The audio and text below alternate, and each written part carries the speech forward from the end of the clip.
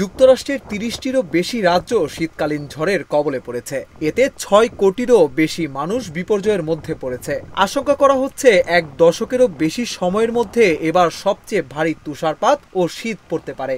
British সংবাদ মাধ্যম BBC জানিয়েছে, গত শনিবার থেকে একটি মেরু ঘূর্ণিঝড় আর্কটিক থেকে যুক্তরাষ্ট্রের মধ্যাঞ্চলে ব্যাপক শৈত্যপ্রবাহ নিয়ে এসেছে। এতে আবহাওয়া চরম প্রতিকূল হয়ে উঠেছে।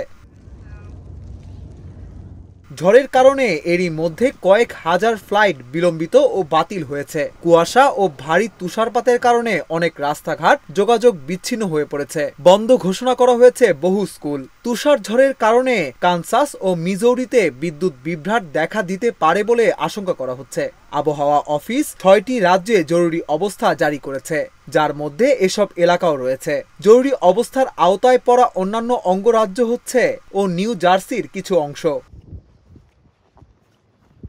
যুক্তরাষ্ট্রের ন্যাশনাল ওয়েদার সার্ভিস জানিয়েছে, সোমবার পর্যন্ত বিপর্যয়কর শীতের ঝড়, বিপুল পরিমাণ ভারী তুষারপাত ও জমে থাকা বরফ কেন্দ্রীয় সমভূমি অঞ্চল থেকে মধ্য আটলান্টিক পর্যন্ত এলাকায় বিপর্যয়কর পরিস্থিতির সৃষ্টি করবে। সোমবারের পর থেকে আবহাওয়া স্বাভাবিক হতে শুরু করবে বলে আশা করা হচ্ছে।